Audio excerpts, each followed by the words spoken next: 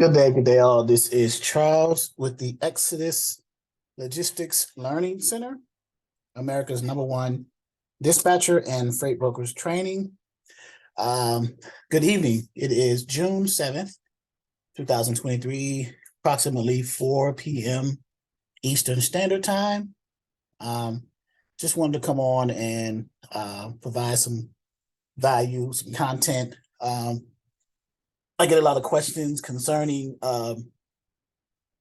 dispatching and freight brokering. So one of the main questions is, what's the difference between a dispatcher and a freight broker? Another one being, are they similar? Does one pay better than the other? Things of that nature. So I am going to attempt to provide a little bit of clarity in my responses to help those who may be interested in either our training or some type of formal training as it relates to either freight dispatching or freight brokering. So a freight dispatcher, let's start with the dispatcher first. A freight dispatcher is one who finds freight or cargo or loads for the truck drivers. They keep their, if you notice this image on the screen here that I'm sharing, with this moving truck on the homepage of our website, they keep those trailers of that truck driver or that carrier's or that owner operator's truck loaded with freight so that the drivers can get paid once they pick the freight up from a shipping facility and deliver it to a receiving facility. The dispatcher is involved with that, as they are responsible for either talking to the direct customers to get the freight for the drivers or to a freight broker to get the freight for the driver. In either case, once they get the freight, the dispatchers are compensated for doing that. The dispatchers contract, or they have a dispatcher agreement between them, a relationship between them and the driver. The driver agrees that, okay, you're going to be my dispatcher and I'll pay you according to what the agreement says. These are the numbers, either a percentage per load or a flat fee for the week, depending on how they are dispatched. So that's what the dispatcher does. The dispatcher provides that service for the driver or drivers, depending on how many they can handle, before they decide they have to scale their business and bring on other dispatchers or what's called sub-dispatchers, okay? But this is the main job of the dispatcher. They source the freight. They source the loads either directly from the customers or via a load board and the spot market arena where the load boards are posted. Where the loads are posted on the load boards. And then once they find a load, they speak to the broker that posted that load on that load board posting, and then go into a conversation with them, making sure that their driver's profile or their driver's needs for that specific load have been met. Okay. That is, in a nutshell, high level, what a dispatcher is. Now we'll talk about what a freight broker is, and then we'll get into as far as to pay, who makes more, and things of that nature. So a freight broker, let's go back to the dispatcher. The requirements to be a dispatcher is you want to have your business set up. You want to have a business structure, a business license, like a regular business name, like ABC Dispatching Services or whatever you want to call yourself, ABC Logistics. And you want to have a legal structure of that business, whether it's a sole proprietorship, a partnership, an LLC, S Corp, C Corp, however you see fit. And I would advise you to understand the differences, the pros and cons of each one of those types of business structures. And then once you get your business name, make sure it's not registered, your legal structure, whether it's an LLC or whatever, then you want to apply for your employer identification number, or what's called an EIN. So once all three of those are in place, you are pretty much up and running and ready, kind of legal, if you will, then all you need to do now is create your documents, your contracts, if you will, between you and the driver, your dispatcher agreement. Now, this is what we do in our training, dispatcher agreement, the carrier's profile. The dispatcher agreement, by the way, is the contract between you and that driver. The driver saying, hey, I agree for you to be my dispatcher. I'm going to fill out this dispatcher agreement, agreeing to the terms, either a percentage or a flat fee, and so on and so forth. The carrier profile, the second document, will be the driver's going to fill that out as well. It is the driver's requirements of the dispatcher when they are looking for loads for them, when they're looking for freight to put on their trucks. You know, I want so many cents per mile, so much cents per mile. I don't want to haul so much weight on my trailer.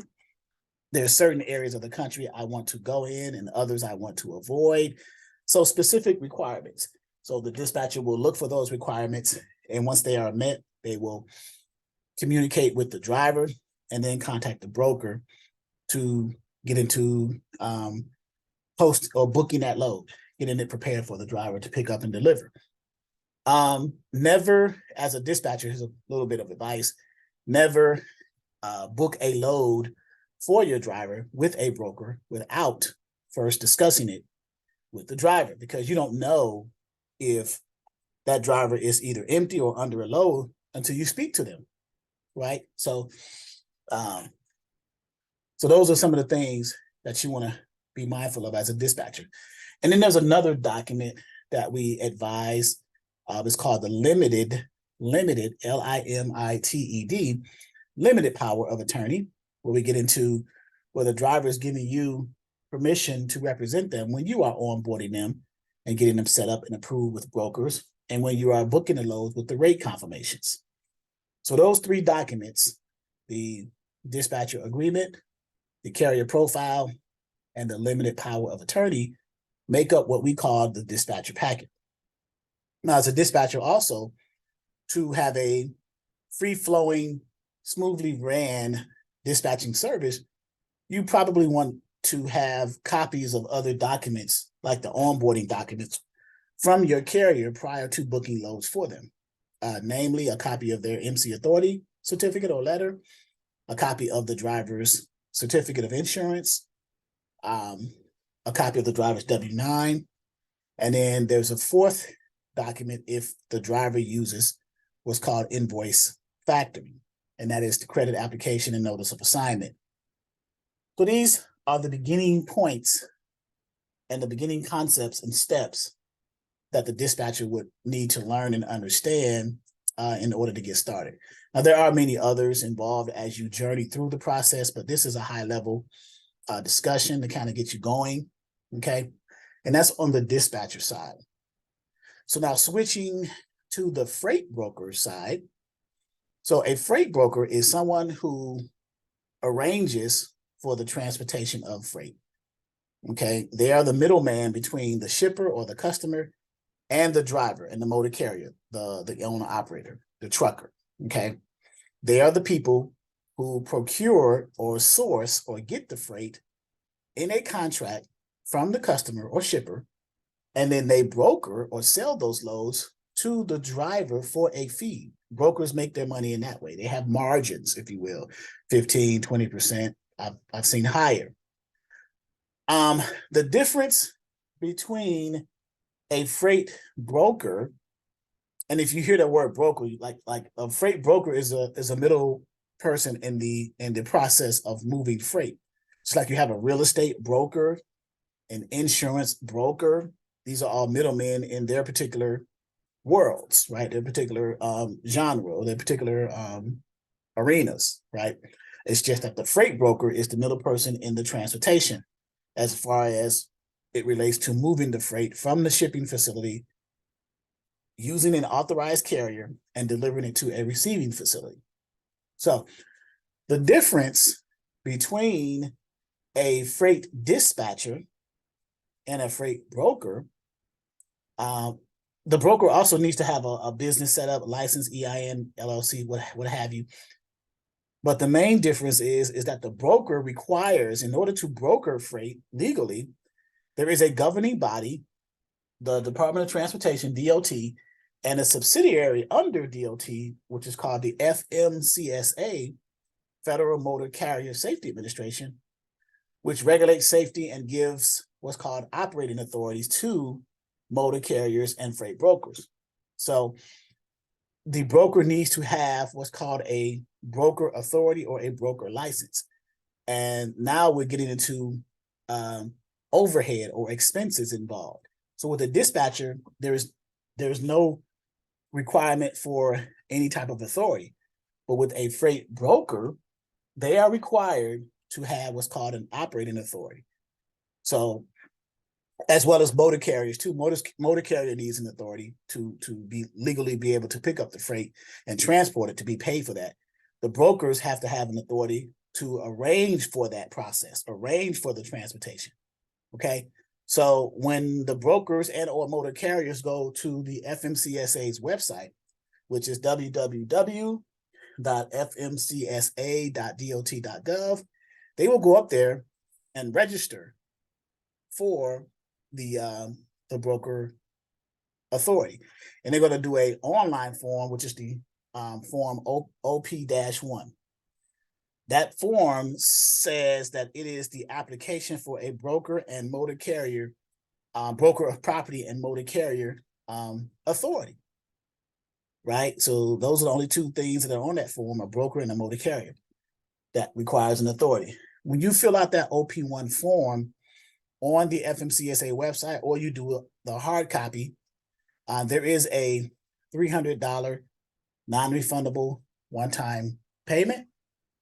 Once you fill that out as someone who is applying for a broker authority, then that person who filled it out, they are entered into a database, which is called the FMCSA register, as someone who has actively applied for an operating authority as a freight broker. Also in that process, there are other steps that need to be met prior to that broker's authority becoming active. Namely, the broker needs, or the person who applied, the applicant for the authority, needs to have what's called, or apply for what's called a bond. Brokers need a bond. What is a freight bond? What is a bond? It shows financial responsibility on the broker side for any type of unethical, illegal type of behavior, any breach of contract, where someone can file a claim against the bond, whether it's the shipper and or the carrier, which are, by the way, the two clients or two customers of the broker, because brokers contract with the shippers with a broker-shipper contract or broker-shipper agreement, and they contract with the motor carriers with the broker-carrier agreement. Okay, so they need a bond. The type of bonds, there's two types of bonds, or two types of financial responsibilities. One's called the surety bond, and the other one's called the trust fund. One is based off of credit, the other is based off of cash flow. If you happen to have 75, now the bond amounts are $75,000. You pay your bond annually. This year and years past, a few years past, has been in the amount of $75,000 for the bond requirement. And you pay a one-time premium to have that $75,000 bond coverage. It's almost like insurance. Literally, it is insurance. So the form that the bond company, once you as a broker or someone who is applying to be a freight broker, once you find a bond company that has vetted you and qualified you for the bond, that bond company will submit the form. Let's say it's a surety bond. They will submit the form to the FMCSA saying, hey, this person has met our requirements, our bond company's requirements to have a bond as a freight broker. And that form for the surety bond is called the BMC-84. If it was the trust fund, it would be the BMC-85. Okay. So that is one of the other requirements that the broker needs in order to have an active broker authority. Another one is the designation of a process agent. So the process server companies that you, the applicant to be a broker, has chosen, once you've completed the process with them, they will file a form letting the FMCSA know. Everything gets filed to the FMCSA because this is the governing body that authorizes and gives the active authority to the brokers. So the form from the process agent company that a person may choose who wants to be a broker is called the BOC-3, the blanket of companies. And most process agent companies have representatives in all 50 states. So you can just choose the best one that has the cheapest price at this point. The prices for that is around no more than $100 for that BOC-3 filing. The surety bond, depending on your credit, if you're going to go the surety bond route, I've seen between $750 to about $2,200 for that one, and that's paid annually. So one-time payment, and it covers you for $75,000 for the year. Next is the UCR. Brokers as well as motor carriers need to have a UCR, Unified Carrier Registration. For the brokers, especially if you're non-asset based, in other words, you don't have any trucks or trailers, then you would put on the UCR form 0 to 2 or 0 to 4, I believe, assets to cover you. Okay. And then if you have any supplemental insurance, like let's say that as a broker, you want to show your more skin in the game to the shippers that you're going to potentially target, then you can carry extra insurance yourself as a broker, contingent cargo, errors and omissions. And then also you want to need a W-9 as a broker too. You fill out a W-9 saying that you have an EIN number as a business. So all of those things the dispatcher do not need, because the dispatchers do not have the requirement to have an authority. Dispatchers do not have MC and DOT numbers. Freight brokers and motor carriers do. This is the difference between a freight dispatcher, or one of the many differences between a freight dispatcher and a freight broker. Okay, so just to be clear, so now the question becomes, well, who makes the most money, and things of that nature, because that's an important question as far as income. So that's a great question, but it's variable. It varies on different things, because so in a perfect world, in a utopian world, conceivably the broker's going to make more money because they got the shippers, they control the tenders, the load tenders, and they can dictate their margins to make their money by selling the loads to the carriers. But there have been cases where you may be a broker, but you only got one shipper and they're only giving you so many shipments per week, and you're having trouble moving those with the carriers, so you're not making as much money, as opposed to a dispatcher who may have 3 to 5 trucks, and they're all over the road drivers who averages between 2,500 and 3,000 miles a week, and the dispatcher is keeping them running consistently, and they're charging 10% per load. So in that example, they're making the more money, the dispatcher, than the broker. Or you could flip it. You can have a freight broker who has 3 shippers or 3 customers, and each customer gives them 20 shipments a month or 20 shipments a week. So that's 60 shipments a week amongst 3 customers, load tenders, and each of them are about $2,000 per tender. So that's 60 times $2,000. That's a lot of money. And they got trucking companies, because as a broker, it would be smart. If you got that many shipments, as a broker, it would be smart to target trucking companies to meet the capacity of your customers' shipments, as opposed to posting the loads on the load boards and targeting individual owner operators. It'll be wise for a broker to target trucking companies with multiple assets. That just makes common sense, right? So those are the scenarios and variables that determine who can make the most money and when and how in certain situations. But ideally, in the perfect world, the brokers make the more money because they control a little bit more, with the load tenders from the shippers.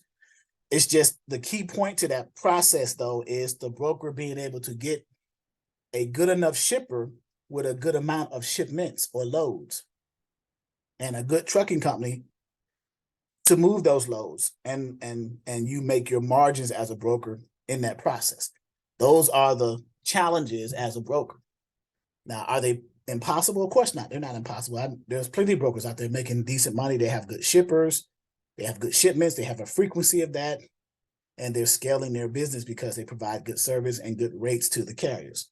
And then there are other brokers who are, I guess for lack of a better word, greedy. And they're trying to take too much off the top from the load tenders and giving the rest to the carriers. But what they're putting on the load boards, the rates that they're putting on the load boards are not even competitive with what the market dictates. So they're not getting anyone to call them for their loads. So in those cases, the brokers are losing, right? So the variables are there. Now, if you decide on the broker side you want to become a broker, you need to understand, those things, the market, what the market dictates for that particular load, for that particular equipment type that you got that shipper's freight for. Let's say, for example, you got a shipper and they have goods that go on a dry van or a flatbed or a reefer or refrigerated trailer. So now, you got to decide, well, what lanes are those shipments running in, and do a comparative analysis to see what's being paid to the trucks in that lane currently. And then you produce your prices accordingly. So, and then there are other tricks and tools to the industry as well, but that's just the high level basic stuff as a broker that you want to decide. And then if you flip that as a dispatcher, you want to be such that you want to form good relationships with your carriers, your truck drivers, your owner operators, as well as those freight brokers. You want to make sure that your drivers are satisfied with your service by finding them good loads with the brokers. And then you want to make sure that your brokers are satisfied with your service as a dispatcher by providing them good carriers that you've vetted yourself. Because before, as a dispatcher, before you call a broker for a driver to book a load for, you want to vet the driver too. You don't want to waste your time nor the broker's time by giving them a carrier who's not going to be able to perform according to the requirements of the broker. And also according to your requirements as a dispatching service. You don't want to give your dispatching service a bad name as well, because that goes a long way too. Word of mouth is very crucial in the industry. So once someone finds out that you provide either good service or bad service, in either case, it spreads fast.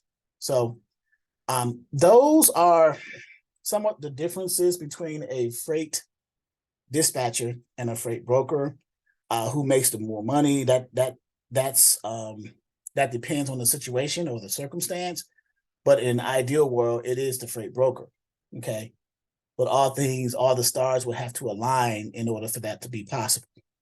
So that's it for now. I just wanted to provide a little bit more clarity in the process. If you who's ever listening to this, because this is going to be on our YouTube as well as our freight broker YouTube channels.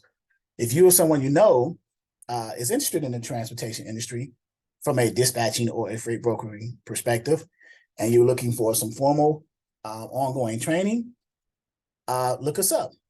Give us a call or an email, area code 757-515-1684, or email us at exoduslogisticsllc@yahoo.com.